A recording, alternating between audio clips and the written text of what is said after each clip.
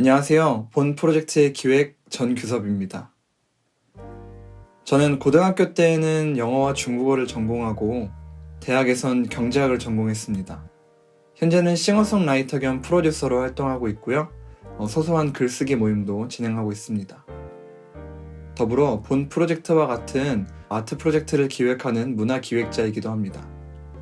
앞서 말씀드린 것과 같이 저는 다양한 분야의 관심사를 가지고 있습니다.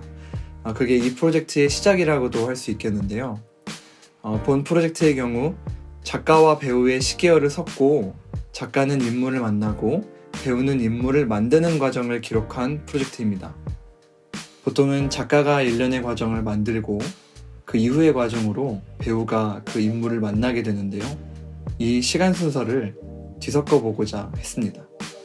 본 프로젝트는 작가님과 배우님들을 개별적으로 따로따로 모집했는데요. 인물 A에 대한 초기 세계관 설정을 마친 정도의 작가님들과 이를 기반으로 배우님들을 매칭하여 팀을 설정했습니다. 팀별로 약 7회 이상의 미팅을 진행하였고 개별 인물의 디벨롭 과정은 이 미팅 과정을 통해서 이루어졌습니다. 진행 과정에서 작가와 배우는 서로를 알아가며 서로의 아이덴티티와 개성을 인물 A에 녹여내는 작업을 진행했습니다. 인물을 설정하는 과정에서 배우의 의견이 투영되고 최종 영상을 만드는 과정에 작가의 의견이 투영되었습니다. 작가는 꼭두각시 인형을 조정하는 사람처럼 자신이 만든 인물을 100% 통제하는 것이 아니라 살아 움직이는 인물 A를 직접 만날 수 있는 대담자가 되었으며 배우는 수동적으로 인물 A를 연기한 입장에서 더 나아가 주도적으로 인물 형성 과정을 체험할 수 있었습니다. 모든 선택은 기회비용을 낳습니다. 제가 경제학과라 이런 개념이 친숙한 걸지 모르겠는데요. A를 선택하는 것은 필연적으로 B를 포기하는 일이기도 합니다. 흰 도화지에 물감으로 첫 획을 그을지 콩테로 첫 획을 그을지 고민하는 것은 필연적으로 포기를 낳는 슬픈 일이기도 합니다. 한 작품 내에서는 이 필연을 막을 수 없겠지만 전시회라는 큰 그림에서 본다면 물감으로 그린 그림과 콩테로 그린 그림을 함께 감상할 수 있게 함으로써 그 아쉬움을 조금 달랠 수 있지 않을까 생각하게 되었습니다. 이것 이외에도 협업과 연대라는 관점에서 우리는 예술인들의 대안을 찾을 수 있지 않을까 생각했습니다. 조금 더 구체적으로 이야기해보자면 배우의 경우, 특히 미디어 연기를 하는 배우의 경우 감독님과 작가님과의 미팅, 대본 리딩, 그리고 여러 컷으로 나누어 진행되는 본 촬영, 적게는 3번의 만남으로 한 작품이 완성되곤 합니다. 이는 배우의 예술적 자아를 실현하는 일이라기보다 결과물을 위한 작업 과정으로서만 진행되는 경우가 많습니다. 또 작가의 경우 작업 시 참 외로운 자리입니다. 책상에 연필과 노트, 물론 요즘엔 노트북이겠죠. 본인의 작업 공간에서 혼자 오롯이 그 작품 세계 모두를 만들어내야 합니다. 작업에 들어간 이후에는 인물과 서사에 대한 책임을 혼자 져야 하므로 감독자 입장에서 작품을 바라볼 수밖에 없습니다. 이렇게 한계가 있는 각 두 주체가 모여서 서로의 한계와 아쉬움들을 극복하고자 했습니다. 배우는 역할에 조금 더 주체적이고 주도적인 입장을 가지게 될 것입니다. 작가는 본인이 예상하지 못했던 인물 A의 다른 면모를 확인하게 될 것입니다. 이번 프로젝트를 통해 3명의 인물 A를 만날 수 있었습니다. 이를 위해 애써주신 작가님과 배우님들을 이어서 소개하도록 하겠습니다.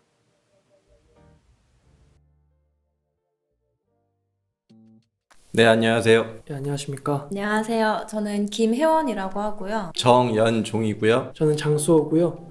배우입니다. 안녕하세요. 안녕하세요. 김종수입니다. 전태영입니다. 김도겸이고요. 작가입니다. 저는 소설을 쓰고 있고요. 완성한 소설도 몇 개 있습니다. 그런데 정작 마음에 드는 소설은 많이 없더라고요. 꽤 많은 시간을 들여서 쓴 소설도 크게 와닿지 않고 뭔가 개연성이 떨어지는 것 같은 소설이 된 적이 많아서 이거를 어떻게 해결할까 생각을 하다가 이번 프로젝트 이야기를 듣고 하나의 캐릭터부터 좀 탄탄하게 시작을 해보자라는 생각을 했습니다. 그래서 이번 프로젝트를 통해서 가장 쓰고 싶었던 소설에 저와 같은 이름을 가진 캐릭터를 만들어 보려고 이 프로젝트에 참가했습니다. 지금은 단편 영화나 뮤직비디오를 만들기도 하고 또 글도 이것저것 쓰고 있고요. 그리고 영상 관련된 여러 일을 배우기도 하고 제작 참여를 하고 있는 중입니다. 네, 영화도 지금 뭐 많이 본다면 많이 보고 있는데 그 덕분에 또 욕심이 생기기도 해서 창작 활동도 더 열심히 하고 있는 것 같습니다. 제가 글을 쓰게 된 계기는 책을 읽다가 생겼어요. 책을 많이 읽다 보니까 저의 문제점이 보이더라고요. 그 문제점이 뭐냐면 시간이 지나면 제 머릿속에 책 내용의 10%만 남는다는 거였어요. 저는 그게 너무 아까웠거든요. 그래서 저는 메모를 시작했어요. 메모를 하면서 독서를 하니까 메모지가 쌓였고 결국엔 그 메모지가 글이 되더라고요. 그래서 글을 쓰게 되었습니다. 저는 지금 그린피그라는 극단에서 지금 활동 중에 있고요. 20대 중반부터 좀 시작을 해서 연기를 시작해서 좀 늦은 나이로 연극 무대를 밟았고요. 지금까지 꾸준하게 작업을 해오면서 배우로서 활동하고 있습니다. 원래는 음악을 전공했고요. 이후에 뮤지컬이나 뮤직비디오 참여하면서 이제 연기를 하게 되었고 지금은 배우로 활동하고 있습니다. 그래서 지금은 뭐 또 뮤직비디오 촬영도 하고 사진 촬영도 같이 하고 그리고 단편 영화들 이제 작업하면서 또 활동하고 있고요. 고등학교 때 연기를 시작해서 바로 극단에 들어와서 연극 공연을 하다가 영상물이 너무 하고 싶어서 지금은 영화 촬영을 주로 하고 있습니다. 지오의 플롯은 제 경험에서 가져왔어요. 이 이야기의 주제는 변함이에요. 저는 원래 돈보다 좋아하는 일을 하자 이런 주의였고 책 중에서도 돈이 될 수 없는 책만 좋아했어요. 문학, 역사, 철학 뭐 이런 거요. 하지만 저도 사람인지라 돈을 조금 더 벌고 싶다는 그런 마음이 코인 시장에 투자하게 만든 것 같아요. 그러다 투자금이 점점 커지고 코인에 완전히 빠지게 된 거죠. 코인 시장은 변동성이 굉장히 큰 시장이라서 위험했어요. 근데 한편으로는 매력적이었어요. 변동성이 크다는 말은 다른 말로 빠르게 큰 돈을 벌 수 있다는 말이니까요. 저는 원래 미국 연준 의장이 누군지도 모를 정도로 재테크에 관심이 없었는데 가까운 돈을 베팅해 보니까 경제 뉴스를 챙겨보게 되고 모든 현상을 돈에 연결지어서 생각하게 되었어요. 이 책을 읽는다고 돈이 될까? 글을 쓴다고 돈이 될까? 인플레이션이 오면 코인이 오를까? 심지어 이런 생각도 했던 것 같아요. 러시아랑 우크라이나가 전쟁을 하면 코인이 오를까? 예전에 저는 돈이 되든 안 되든 책을 가리지 않고 읽었고 또 전쟁의 참혹함을 알리는 전쟁은 여자의 얼굴을 하지 않았다와 같은 그런 책을 울면서 봤었는데 이제는 제가 그런 생각을 한다는 게 신기하고 무서웠던 것 같아요. 너무 갑자기 변해버렸으니까. 그래서 이 변함을 포착하고 고민하고 싶었어요. 그 와중에 이 프로젝트와 맞물려서 저의 경험으로 박지호라는 캐릭터를 만들게 되었습니다. 일단 지호라는 인물이 주식, 코인 뭐 이런 걸 하는 인물이었는데 저는 이제 관련된 어떤 정보나 전문성이 없어서 이거를 공부를 많이 해야겠다. 인물이 이제 코인을 잘 아는 인물이니까 그 대사를 잘 소화하기 위해서 작가님이랑 같이 이야기를 많이 하고 소통을 많이 하면서 표현법을 찾으려고 많이 애썼죠. 닮은 점은 지호도 그렇고 저도 그렇고 좀 생활의 루틴을 잡는 것 같아요. 저도 뭐 거창하게 루틴을 막 세우면서 생활을 하진 않지만 하루하루 해야 될 것들을 좀 정해놓는 게 그 다음날 바로바로 성과가 안 나타나더라도 쌓여서 무언가를 하고 있는 저를 많이 느꼈기 때문에 지호도 또 그런 인물인 것 같더라고요. 다른 점은 지호라는 인물은 열등감 때문에 꿈을 포기하고 마는데 저는 그 열등감 때문에 오히려 더 꿈을 쫓게 되는 것 같아요. 그래서 그 열등감을 대하는 태도가 다른 것 같아서 그게 차이인 것 같습니다. 이거는 제가 이제 학교에서 그 시나리오 수업을 들으면서 변화라는 게 굉장히 좀 중요하다고 생각이 들더라고요. 그래서 그 변화를 가진 인물이 어떤 인물이 있을까 고민하다가 예술을 공부하게 된 사람 또는 공부하다가 그만두게 된 사람이 나오면 어떨까라는 생각을 하게 돼서 수아라는 인물을 넣으면 어떨까, 거기에 맞춰서 좀 특이한 상황을 만난 그런 상황이라면 또 재밌을 것 같다는 생각이 들어가지고 이렇게 시나리오 단계로 구상을 하다가 이 프로젝트 덕분에 이제 그 인물을 조금 더 구체적으로 만들 기회가 생겼던 것 같고, 그리고 배우님까지 같이 하게 되면서 좀 더 섬세하게 그릴 수 있는 기회가 생겼던 것 같습니다. 제가 이 프로젝트를 준비하면서 좀 중요하게 생각했던 부분은 진짜의 순간을 구현시키는 부분에서 굉장히 큰 매력을 많이 느꼈거든요. 인물 A를 설계하는 과정에서 진짜 그 인물 A가 겪었던 그런 상황들을 정말로 그 인물로서 겪어내는 그런 과정들을 좀 세밀하게 하려고 노력을 많이 했던 것 같아요. 그래서 인터뷰할 때 그게 배우로서 연기하는 게 아니라 정말 그 인물 A로서 말할 수 있는 그 순간을 만들 수 있도록 신경을 많이 썼던 것 같습니다. 작가님이랑 이야기 나눈 부분으로 뭐 일기를 써본다든지 더욱더 구체화할 수 있는 이미지를 서로 이야기 나누면서 외형적인 것도 좀 상세하게 얘기를 많이 나눴고요. 수아의 입장에서 그 사건, 그 상황을 조금 더 겪어낼 수 있도록 초점에 맞춰서 작업을 진행했던 것 같아요. 수아는 이제 곧 나올 영상에서도 느끼실 수 있겠지만 굉장히 호기심이 많은 인물이에요. 그래서 저도 호기심이 평소에 굉장히 많거든요. 그래서 그 부분이 굉장히 닮은 것 같고요.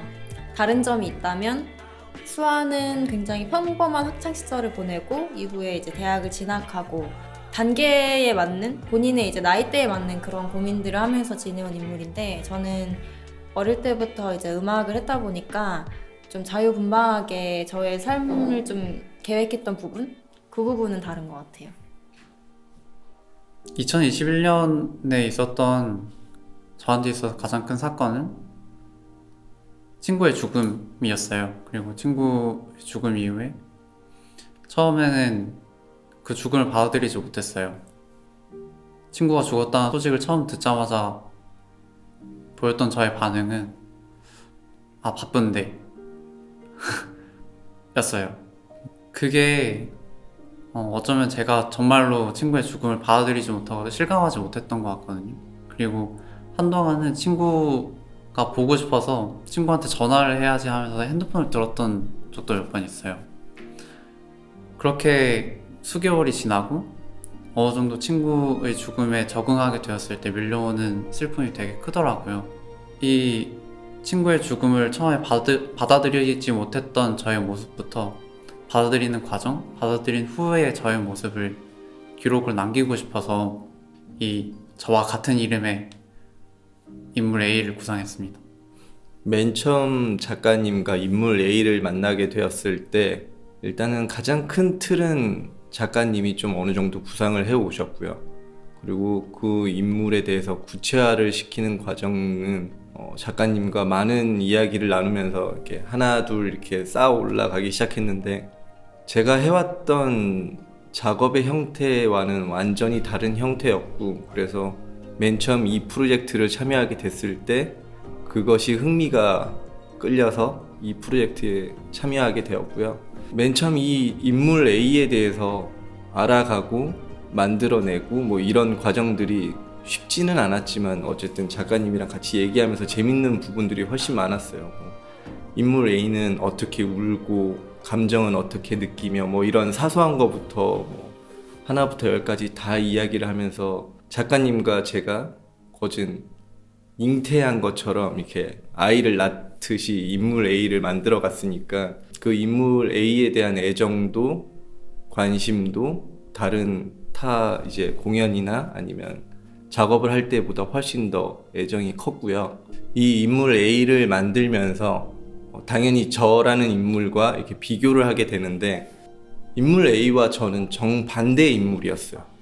그래서 좀 더 힘들었던 부분들이 있었는데, 뭐 인물 A는 작가님과 만들어냈을 때는 감정의 큰 변화, 동요 이런 것들이 좀 많이 절제되어 있는 인물이다 보니 좀 과장되게 감정을 느끼고 과장되게 표현하고 이런 것들을 좋아하다 보니 많이 자중해야 되겠다라는 생각을 많이 하게 됐고요. 처음 이 프로젝트에 참가하려던 의도 그대로 캐릭터를 일관성 있는 캐릭터를 만드는 데에는 성공한 것 같아요. 특히 배우님이 대사를 읽을 때 여기에서는 뭔가 몰입이 깨진다 아니면 그 감정을 모르겠다라고 하는 부분은 집에 가서 한 10분 정도 생각해 보면 확실히 그 부분은 튀는 부분이었어요. 이전에 캐릭터가 일관적으로 유지하고 있던 감정선이나 아니면 스토리와 좀 다른 맥락이었거든요. 그래서 그 맥락을 삭제하거나 아니면 그 맥락에 맞는 또 다른 그 개연성을 부여해야 됐어요. 그러는 과정 속에서 이 캐릭터가 주는 완결성? 그런 건 더 탄탄해진 것 같고요. 그리고 배우님이 마지막으로 실현했을 때 그때는 분명 저의 모습은 아니었어요. 저와 같은 이름의 캐릭터였지만 저의 모습은 아니었고 다른 캐릭터였어요. 그리고 그 캐릭터가 주는 진실, 그 진실은 제가 표현하고 싶었던 그 진실과 굉장히 가까웠던 것 같습니다. 그러면서 최종적으로 인물 A가 만들어졌을 때 한편으론 작가님한테 좀 많이 칭찬을 받고 싶어 했어요.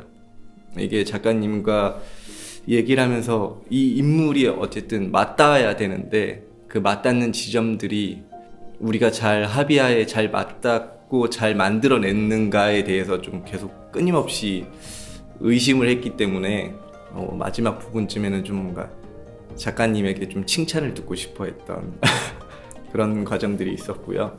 처음 해보는 작업임에도 불구하고 굉장히 편하고 즐겁고 재밌었어요.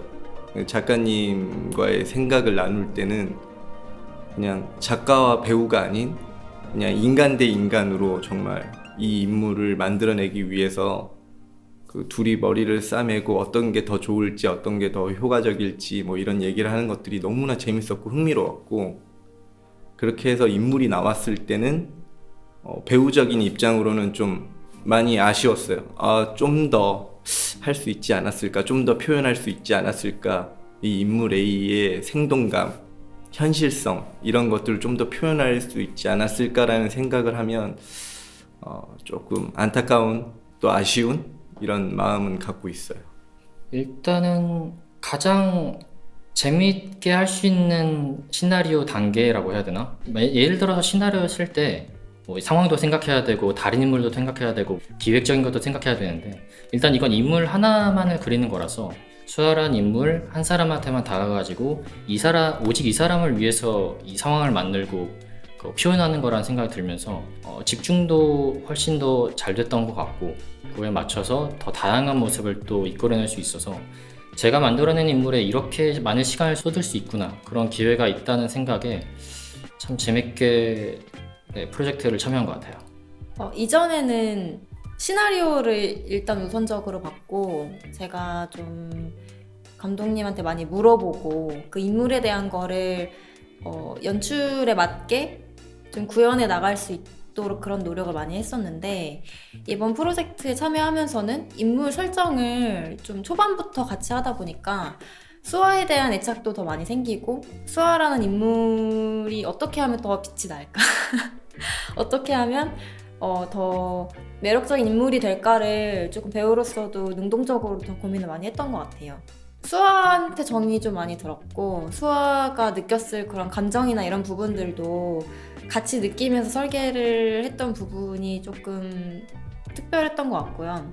그리고 함께 작업하는 그 작가님께서 김혜원이라는 배우가 수아와 같은 삶을 살았을 때 또 어떨까를 좀 많이 고려를 해주시면서 좀 열린 가능성을 가지고 같이 캐릭터를 작업을 많이 했던 것 같아요. 그래서 그 부분이 좀 이 프로젝트의 특색이었던 것 같습니다. 첫 만남에 배우님과 족발 먹었습니다. 제 코인이 올랐다면 제가 샀을 텐데 아쉽게 됐습니다.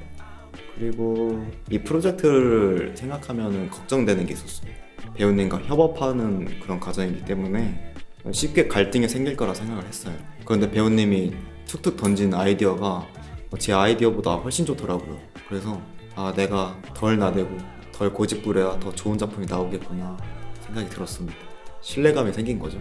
그 뒤로 실제로 뭐 줌 회의도 많이 하고 카톡도 많이 하고 통화를 계속하면서 피드백을 많이 주고받았어요. 그리고 기획자님, 배우님 모두 좋은 피드백을 주셔서 인물이 시간이 갈수록 완성도가 높아지는 게 제 눈에 보이더라고요. 그래서 시간이 더 많았다라면 어땠을까? 막 이런 아쉬움도 들고. 확실히 생각했던 것보다 더 어려웠던 것 같아요. 왜냐면 굉장히 단어와 말을 맞추는 일이 쉽지 않았고요. 다른 표현 방식으로 하면 또 오해가 생기기도 하고 또 작가님이랑 이렇게 합을 맞추는 일에 에너지를 되게 많이 썼습니다. 한 인물을 표현하는데 제가 코인에 대해 잘 모르니까 공부하는 시간이 연기적으로 막 표현하고 싶은데 테이블 작업을 더 많이 하게 되고 근데 또 지금 생각해보면 그 많은 테이블 작업 덕분에 좀 더 말에 힘이 실리고 구체적으로 또 표현할 수 있지 않았나 그런 생각이 들었습니다.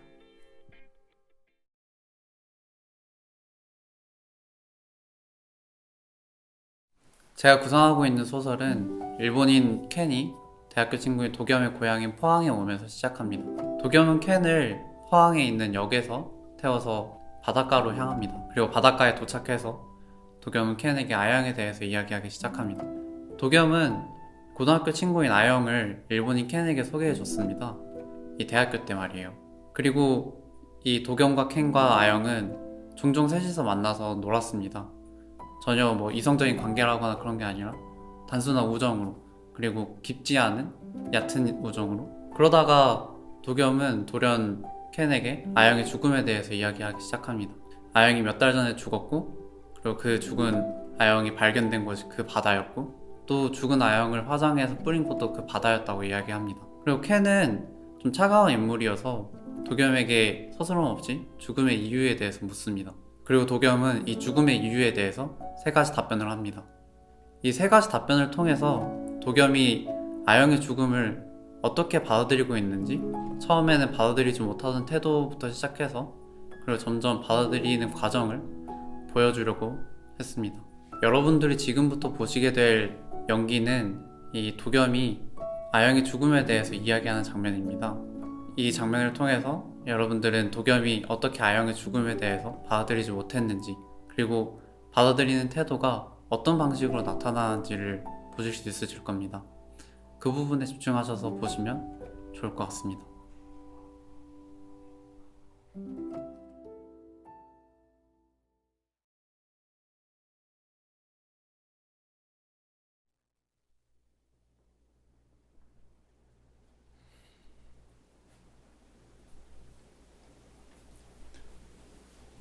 아영이는 왜 죽은 거야?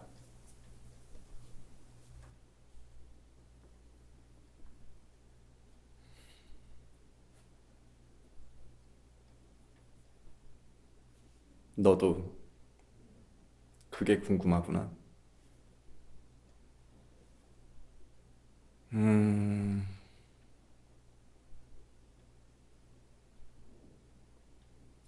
아영이의 친구 수만큼 많은 죽음의 이유가 있는 것 같아. 다들 서로 다른 죽음의 이유를 알아냈거든. 아영이는 죽기 전에 많은 친구들한테 전화를 했어. 100명에 가까운 친구들이 전화를 받았대. 아영이는 어떤 친구에게는 아버지 이야기를,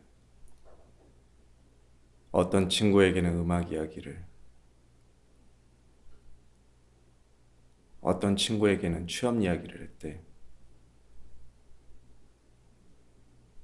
친구들은 자기가 아영이와 나눈 마지막 전화로 아영이가 죽은 이유를 추측해댔어. 그리고 그 이유는 모두 달랐지.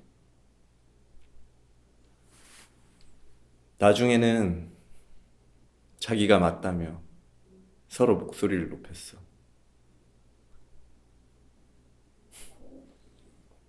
어떤 녀석은 자기가 고등학교 때 아영이를 괴롭혀서 아영이가 죽었다고 하더라. 뒷자리에 앉아서 지우개를 던지고 모른 척하는 어린애들이 하는 그런 흔한 장난. 바보같이. 겨우 그런 이유로 아영이가 죽었다고 생각하는 게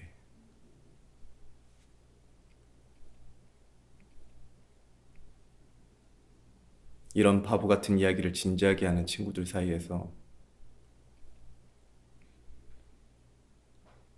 나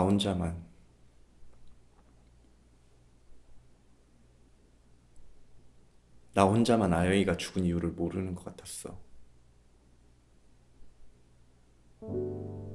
내가 아영이와 나눴던 마지막 전화에도 깊은 의미가 있는데 내가 바보같이 눈치채지 못한 건 아닐까 하고.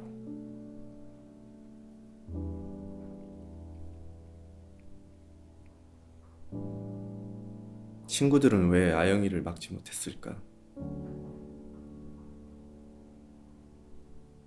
그렇게 잘 알면서.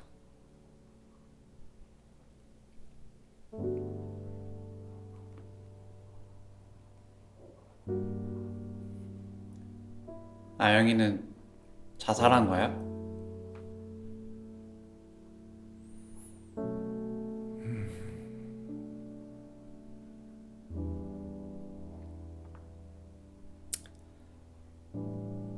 아영이는 바다에서 발견됐어.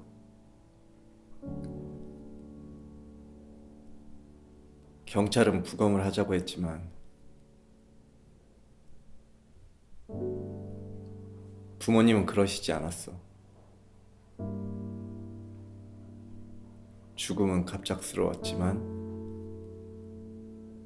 걱정은 늘 익숙했으니까. 아영이 차에서 발견된 유서랑 아영이가 모아둔 약을 맞다란 증언이 있었으니 경찰도 부검을 더 요구하진 않았어.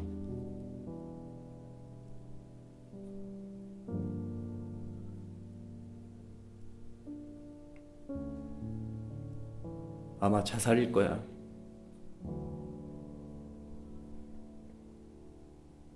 부검을 했다면 사인을 약물 중독이라고 정확하게 말할 수 있었겠지. 근데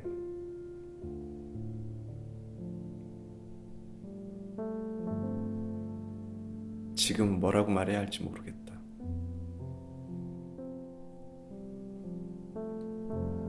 장례식이 끝나고 며칠 후 아영이 집에 갔어. 배를 누르니까 어머니가 나오셨지.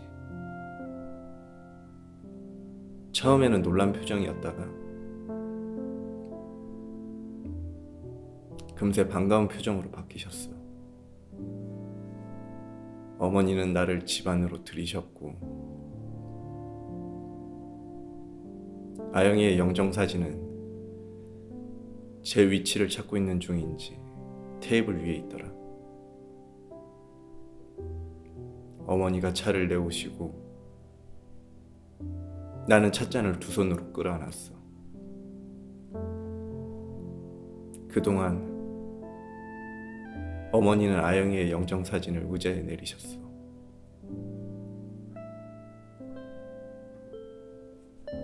나는 아영이의 유서가 보고 싶다고 말했어. 어머니는 웃으면서 대답하셨지. 아유, 그걸 뭐하러 봐. 차가 일렁거렸어. 그리고 나는 한 번 더 부탁했어. 아영이의 어머니는 웃으면서 그래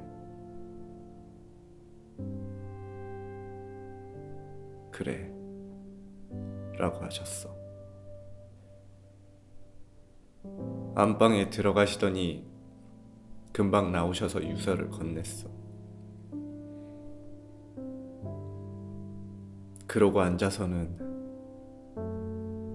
멍한 눈으로 내 찻잔을 보고 계셨어.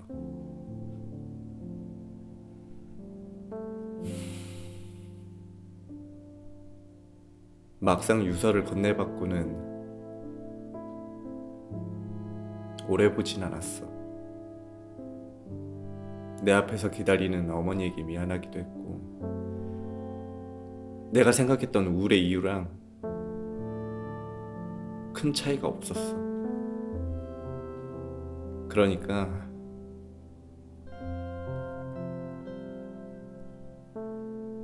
별거 없었던 거야. 상상이 가는 내용이었어. 아버지에 대한 이야기, 음악에 대한 이야기, 성공에 대한 이야기. 나한테 항상 하던 이야기.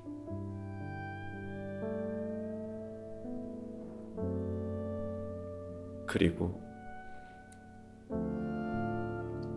나는 이미 질려 있었지.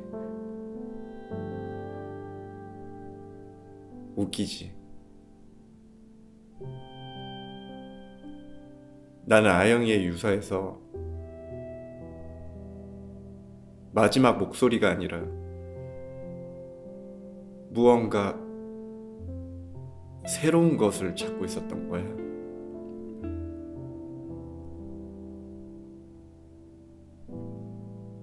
그러니까 나는 알고 있었던 거야. 아영이의 우울에 대해 아주 잘 알고 있었어.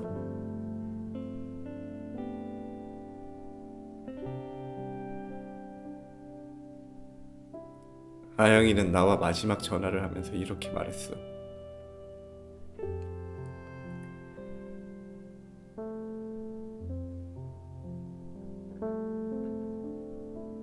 나 이제 음악 안 하고 취업하려고.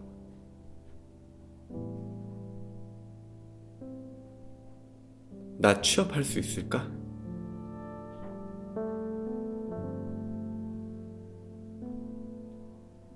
나는 너 정도 똑똑한 녀석이면 당연히 대기업에 들어갈 거라고 그랬어.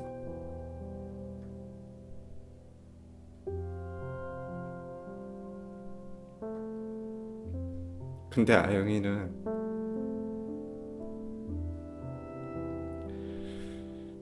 그런 이야기가 듣고 싶었던 게 아니었던 거지. 조금만 생각해봤으면 알 수 있었을 텐데, 아영이는 성공하지 않아도 된다는 이야기가 듣고 싶었던 거야.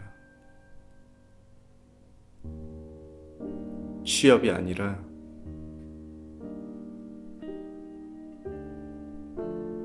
예술을 이야기하고 싶었던 거야.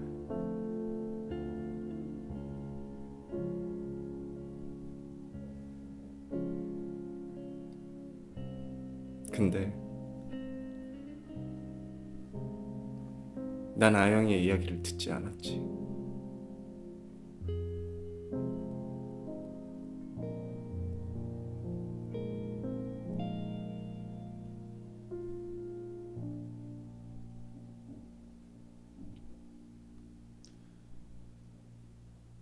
너가 만약 아영이를 다시 만난다면 하고 싶은 말이 있어?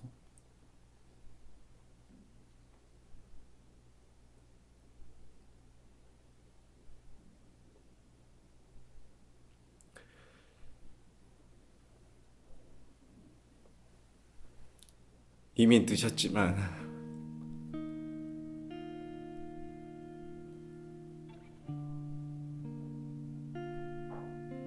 아영아,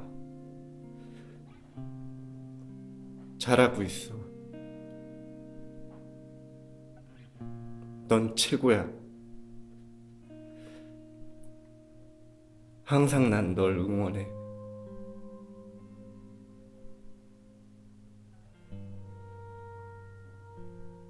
그곳에선 편하게 너가 하고 싶은 것들을 하면서 즐겨.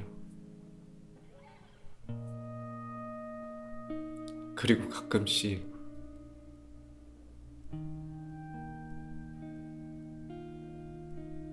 너가 보고 싶은 날에 내 꿈에 한 번씩 찾아와줘.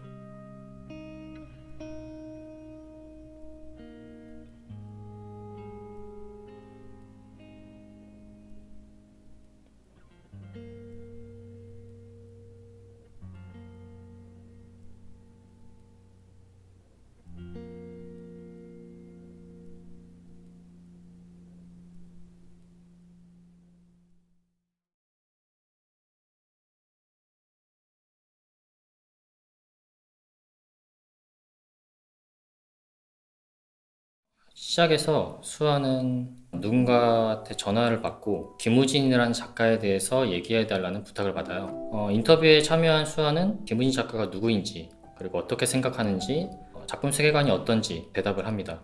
그리고 그를 어떻게 만났는지, 그 과정에서 어떤 일이 있었는지를 말하면서 자기가 어떻게 예술을 시작하게 됐고 또 어떻게 예술을 그만두게 되었는지까지 얘기를 하게 됩니다. 결국 이 과정에서 자기 확신을 가진 수아가 어떤 태도를 보이고 어떤 말을 하는지를 보여줌으로써 이 작품의 재밌는 부분을 좀 더 보여주려고 했던 것 같습니다. 마지막에는 수아가 김우진 작가를 다시 만나게 되면 어떨까, 또는 다시 이제 만난다면 어떤 질문을 하고 어떤 말을 하고 싶은지를 얘기하는데, 거기서 말씀드렸던 자기 확신을 가진 인물이 어떤 태도를 가지고 있을지에 대해서 표현하려고 이 이야기를 만들게 됐습니다.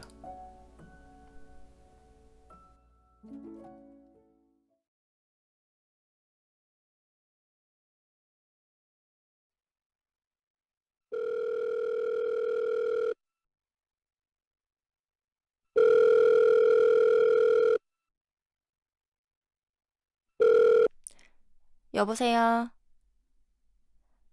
아, 네, 맞아요. 근데 누구세요? 아, 아니에요. 괜찮습니다. 근데 김우진 작가요? 지금 활동하시는? 아, 네. 뭐 인터뷰에 어렵지 않은데 제가 뭘 말씀드려야 될지.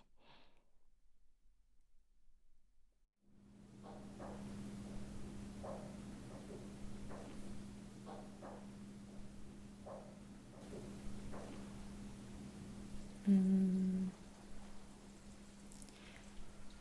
현재로서는 좀 저평가받고 있는 작가님이 아니신가 하는 생각이 들어요. 물론 국내에서요. 저 개인적으로는 작가님 초기 작품을 좀 더 좋아하는데요. 시간이 흐르면서 세련돼졌지만 초기의 매력은 사라진 느낌을 받거든요. 그래도 뭐 여전히 초기 작품들처럼 일상에서 영감을 얻은 그런 작업 방식들을 갖고 계시고 사람들이 이해할 수 있도록 어떤 작은 실마리들을 남겨놓으시는 그런 부분들이 그분의 매력인 것 같아요. 그래서 저의 한때 동경의 대상이시기도 했고, 게다가 초기 작품들부터 지금까지 이렇게 쭉 작품의 행보들을 볼 수 있었던 작가님은 없어서 김우진 작가님 소식을 들으면 상당히 반가움을 많이 느끼는 것 같아요. 제가 공식적으로 작가님 작품을 봤던 거는 첫 개인전 때였는데, 어, 지난번에 제가 전화상으로 말씀드렸던 것처럼 작가님 데뷔 이전에 우연히 뵌 적이 있거든요. 그때 작품 설명도 들었었고요. 그때는 초기에 알려진 그런 작품들보다 훨씬 더 일상적인 물건들로 작품을 만드셨어요. 직접적으로 드러나는 그런 미학보다는 역사나 이론? 그리고 혹은 의미나 인지 방법에 무게를 둔 그런 방식들이 상당히 매력적이었어요.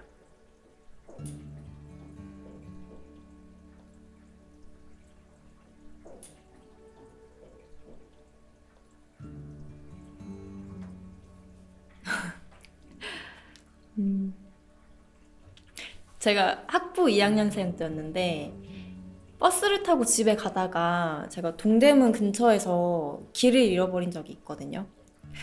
지금 생각해보면은 그 성곽공원 혹시 아시나요? 아, 네. 지금 생각해보면 제가 버스를 반대편으로 타서 길을 잘못 들었던 것 같아요. 그래서 버스에서 내리니까 완전 모르는 골목들이 나오고 길을 막 헤매는데 하필 그때 또 화장실이 너무 급해가지고 무작정 화장실을 이용할 수 있는 건물들을 찾고 있었거든요. 그때 미술관이라는 입간판을 보고 그냥 그 건물을 무작정 들어갔었는데 막상 들어가 보니까 그 안이 그냥 가정집 같이 생긴 건물이었고 거기서 김우진 작가님 처음 뵀었죠. 아무튼 제가 화장실 급하게 이용하고 나오니까 작가님 처음 오셨냐고 하면서 기다렸다는 듯이 그 안에 있었던 물건들을 설명을 해주셨는데 거기에 있는 가구같이 일상적인 물건들을 가지고 설명을 해주셨어요. 그래서 처음에는 이게 뭐지? 이런 생각도 들었었는데 듣다 보니까 너무 흥미로워서 저도 모르게 막 푹 빠져서 듣고 있더라고요. 그때 역사를 통해서 시계도 설명을 해주셨었고 빛의 성질을 통해서 조명도 설명을 해주셨었어요. 근데 한참을 그렇게 듣고 있었는데 갑자기 어떤 아주머니가 오셔가지고 설명이 중단됐었죠. 나중에 알고 보니까 거기가 미술관은 아니고 숙박업소더라고요. 그리고 김우진 작가님은 거기를 청소하는 청소업체 사람이셨는데 웃긴 게 그 퇴실이랑 입실 사이에 그 시간 텀 있잖아요. 그 시간에 그 공간을 미술관처럼 꾸며놓으신 거더라고요. 그날 제가 거기 관람객이었던 거고요. 그리고 그날 집주인분한테 걸리셨던 거예요.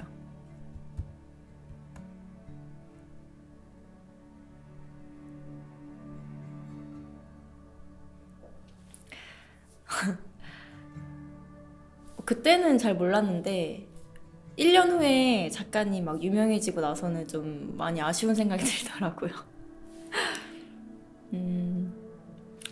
제가 조금 더 빨리 들어갔다거나 아주머니가 평소보다 일찍 안 들어오셨으면 마지막에 전화번호라도 좀 교환하고 그랬을 수 있었을까 하는 상상을 지금도 해요. 제가 그날 이후로 예술을 시작했다 보니까 그 부분이 좀 아쉬움으로 남는 것 같아요.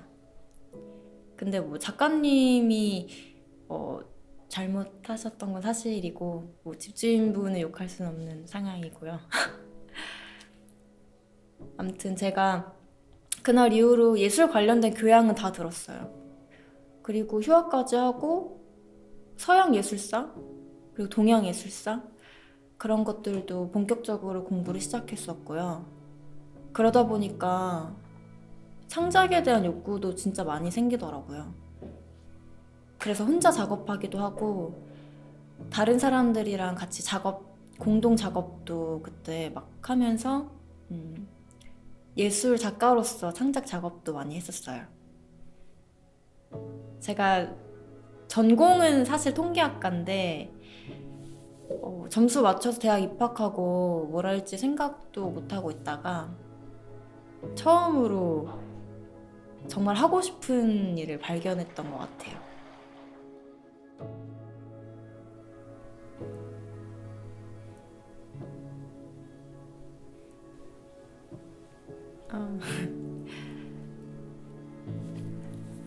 지금은 취업 준비를 하고 있습니다. 뭐 방금 말한 것만 생각하시면 엄청 야심이 크고 큰 어떤 활동들을 하고 있을 거라고 오해하실 수 있는데 지금은 예술 쪽 공부를 잠시 내려놓고 있고요. 취업 준비하고 있습니다.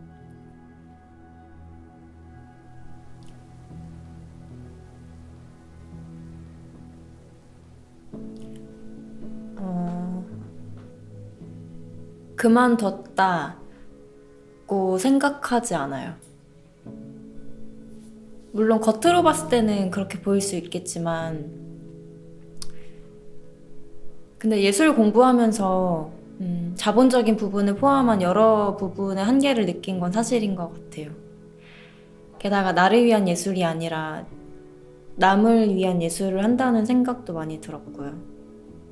어떻게 평가받을까 사실 두려워서 힘들었던 부분들이 컸기 때문에 그 부분에 회의감을 좀 많이 느꼈어요. 그래서 어느 순간부터 큰 전시회보다는 작은 전시회들 찾아다니면서 작품 관람하는 시간들이 있었는데 그때 노동이라는 작품을 보게 됐거든요. 그 작품이 그냥 구겨진 1,000원짜리 지폐 한 장이 전시되어 있는 그런 작품이었는데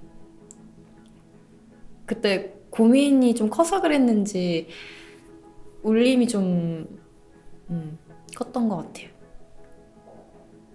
그래서 그 작품 보고 나서 일단 예술보다는 경제활동을 해야겠다는 생각을 하게 됐고요. 보통 노동이라고 하면 예술과 대척점이 있다고 다들 생각하시는데 노동 역시 예술이 될 수 있다는 그런 확신을 갖게 됐어요. 그리고 김우진 작가님 생각도 났어요. 그때 작가님 설명이나 작품 이런 게 아니라 그때 뵀던 아주머니 생각이 났거든요. 그 당시 상황에서 자본의 상징이라고 말할 수 있는 그 장소 그리고 그 물건들 그런 게 없었다면은 김우진 작가님도 예술론을 펼칠 수 없었을 거고 저도 작가님을 만날 수 없었을 테니까요. 결국 자본 없이는 예술도 없다는 결론에 도달한 거죠.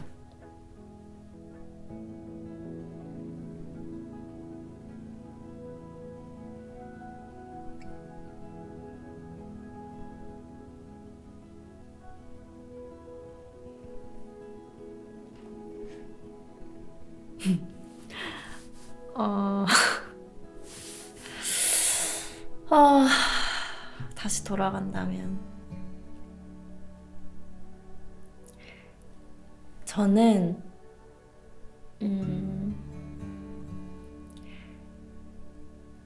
설명을 안 들을 것 같아요. 그러면 화장실만 이용하고 나온다는 말이 되네요. 제가 김우진이라는 아티스트한테 느꼈던 첫인상이 있었고 그거 덕분에 그분을 좋아하게 된 거였는데 지금은 그때랑 색깔이 많이 달라졌거든요. 그래서 그분을 아티스트로서 그냥 멀리서 지켜보는 것만으로 충분한 것 같아요. 근데 정말 만약에 다시 만난다면 작가와 관객이라는 그런 관계가 아니라 개인적으로 친분이 있는 관계가 됐으면 좋겠다는 생각은 들어요. 그래서 어떻게 예술을 시작하게 되셨는지 그리고 그 부분에 자기 확신은 있으신지 확신이 있다면 그게 어디서부터 비롯된 건지 그런 얘기 꼭 나눠보고 싶어요. 집주인분이 못 들어오게 문을 막고서라도요.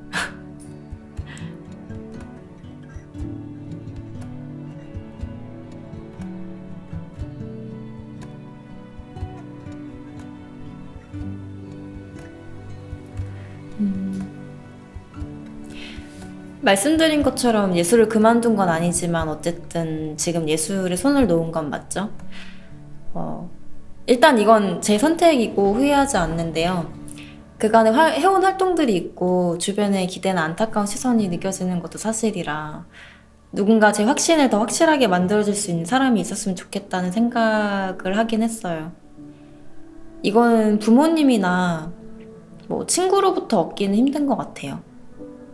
대신 제가 예술을 시작하게 만들어준 김우진 작가님으로부터 본인이 그걸 생각했다면 맞는 거다 라는 말을 들으면 좋을 것 같아요.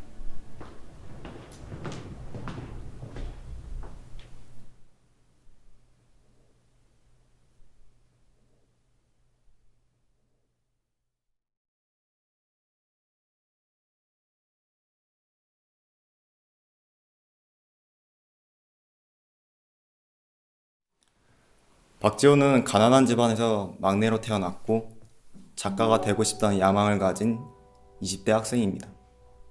그는 그가 존경하고 있는 작가들의 책, 작가들의 삶, 작가들의 윤리를 동경합니다. 한편으로는 자신이 가난에서 벗어날 수 있을까? 그리고 남들처럼 평범하게 살 수 있을까? 그런 불안함을 품고 살죠. 하지만 글을 쓸 때만이 자신이 자신다워진다고 느끼기 때문에 글에 헌신하는 삶을 살기로 결정합니다. 그리고 우연히 만난 동기들과 술자리를 갖게 됩니다. 술자리는 처음에 즐겁고 따뜻했습니다. 하지만 담배를 피러 나간 동기들이 자신을 거지 새끼라고 부르는 걸 우연히 듣습니다. 그날 박지호는 가난과 돈에 대한 억눌린 감정이 폭발하고 맙니다. 그 사건이 그를 바꿉니다. 이제 그는 글이 아니라 돈을 쓰고 싶어 합니다. 돈을 가장 빠르게 많이 모을 수 있는 방법이 뭘까? 바로 코인 투자였습니다. 그는 우선 시드머니를 모으기 위해 대진 농장에서 일을 하게 됩니다. 그 농장에서 자신이 책에서 배운 윤리와 정반대로 행동하게 되죠. 그리고 대진 농장을 그만둔 뒤 코인 투자라는 세계에 본격적으로 발을 내딛게 됩니다. 페이스북이 메타로 이름을 바꾼 날 그는 코인으로 그 나이대에 비해서 큰 돈을 벌게 됩니다. 그 성공의 맛이 박지호를 완전히 바꿔버려요. 그는 이제 시세창을 보느라 책을 읽을 수 없게 되고 모든 신경을 재테크에 쏟게 됩니다. 그가 가지고 있던 책은 중고로 팔아서 물타기에 썼고 이제 그의 꿈은 작가가 아니라 부동산 투자입니다. 그리고 그는 이제 자신이 절대로 예전으로 돌아갈 수 없음을 느낍니다.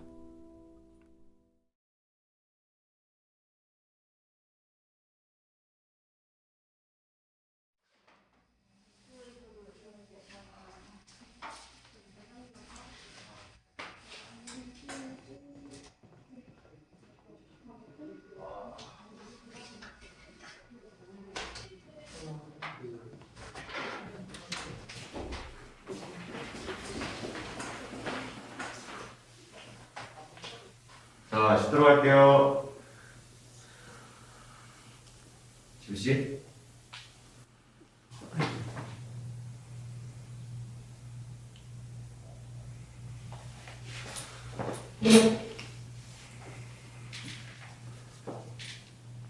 반갑습니다, 지호씨. 예, 고맙습니다.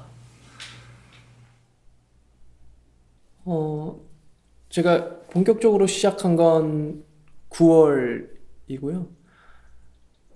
원래 이 선입견 때문에 좀 주저했다가 이럴 거면 좀 빨리 할 걸. 그런 생각이 들더라고요. 왜냐면 제가 생각했던 것들이 대체적으로 결과가 좋았거든요. 아쉬운 생각이 좀 들어요.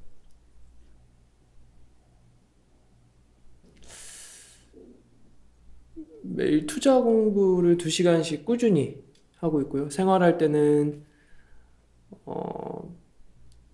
새벽에 잠깐 일어나서 시세 확인하고 다시 잤다가 일어나서 코인앱 먼저 보죠. 이게 좀 유난 떤다라고 하실 수도 있는데 이렇게 방수팩 아시죠? 방수팩 이렇게 샤워할 때 이렇게 옆에 걸어놓고 그걸 계속 확인을 해요. 이 본다고 오르는 것도 아닌데 그렇게 막 하게 되더라고요. 그리고 밥 먹을 때 이제 코인 경제 뉴스 이런 거 보고 코인 관련 영상물들 루틴처럼 지내고 있습니다.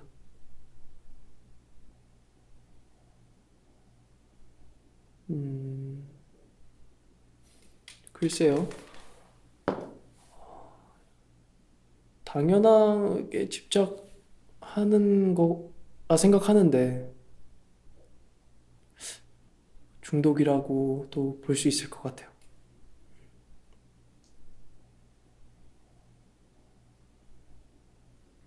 최종 목표는 돈을 버는 거죠. 돈을 벌어서 부동산에 투자하는 거. 코인이든 주식이든 결국 마지막에 다 부동산이니까. 네.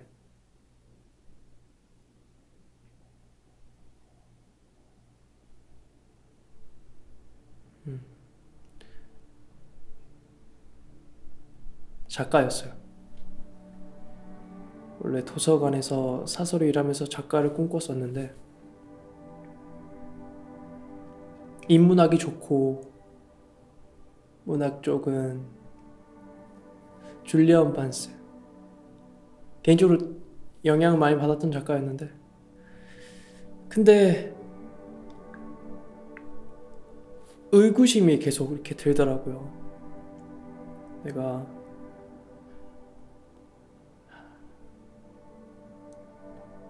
글로 밥을 벌어먹을 수 있을까? 빌어먹고 살진 않을까?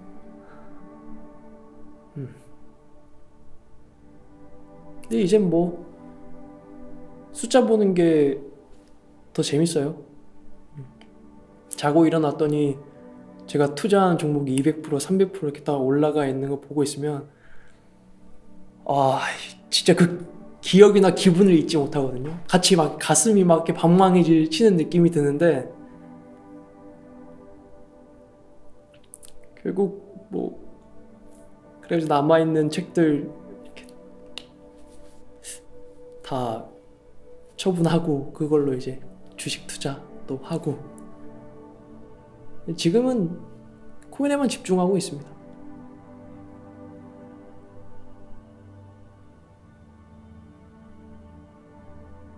메타버스 NFT 열풍이 이렇게 불면서 재미를 좀 봤죠.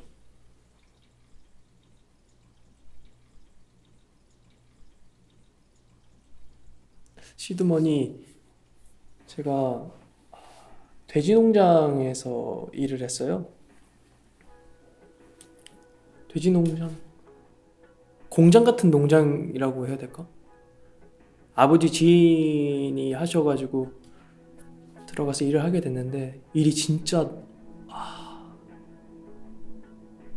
너무 힘들더라고요. 일단 돼지 꼬리를 자르고 이빨을 자르고 거세도 시키고 이 냄새 막 달걀 썩은 냄새, 돼지 똥, 돼지도 울음소리,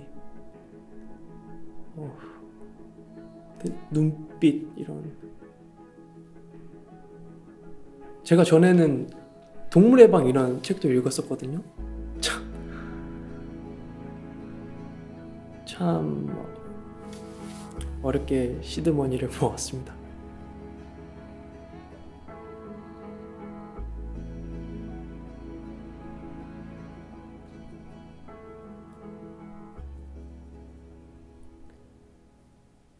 거지 새끼라고 그러더라고요. 술자리에서 친구가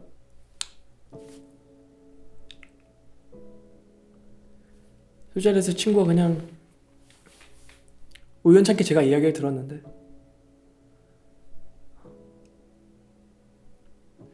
창피하고 쪽팔리고 그 순간에 내가 애한테 막 이렇게 말 못한 게 막 귀까지 막 빨개지고 그랬는데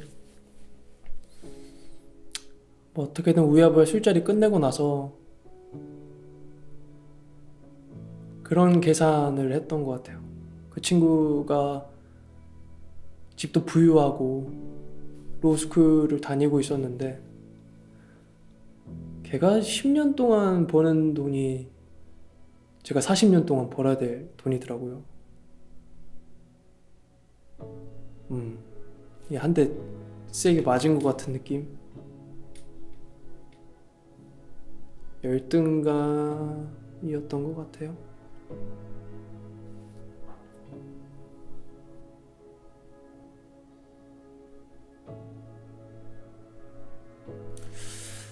코인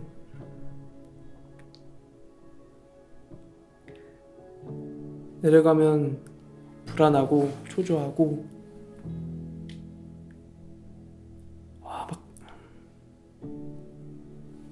녹아내리는 그런 기분? 근데 올라가도 되게 또 불안하고 또 초조하고 마냥 또 기쁜데 기쁘지 않고 좀 정의하기 좀 어려운 것 같아요. 근데 나한테 마지막 남은 사다리라고 해야 될까요?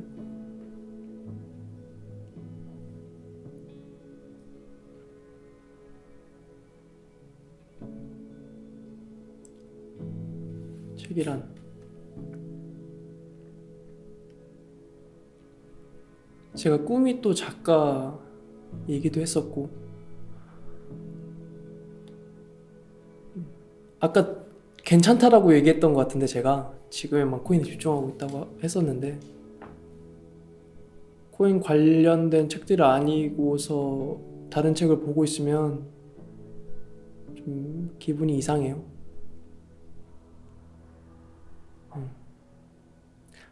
왜 그런지 모르겠어요. 왜 그런지 모르겠는데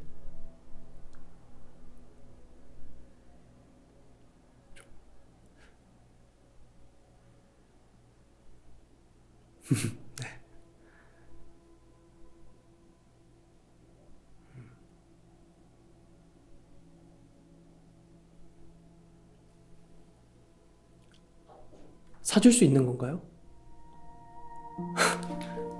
저는 만약 살 수 있다면 당연히 타임머신. 당연히 타임머신을 타고 돌아가서 이 종목이 오를 수 있겠지? 그럼 좀 관련 정보를 빨리 얻어가지고 내 전 재산을 이렇게 해서라도 투자해야겠다. 살 수 있다면 타임머신. 네, 고생하셨습니다. 쉬었다 갈게요.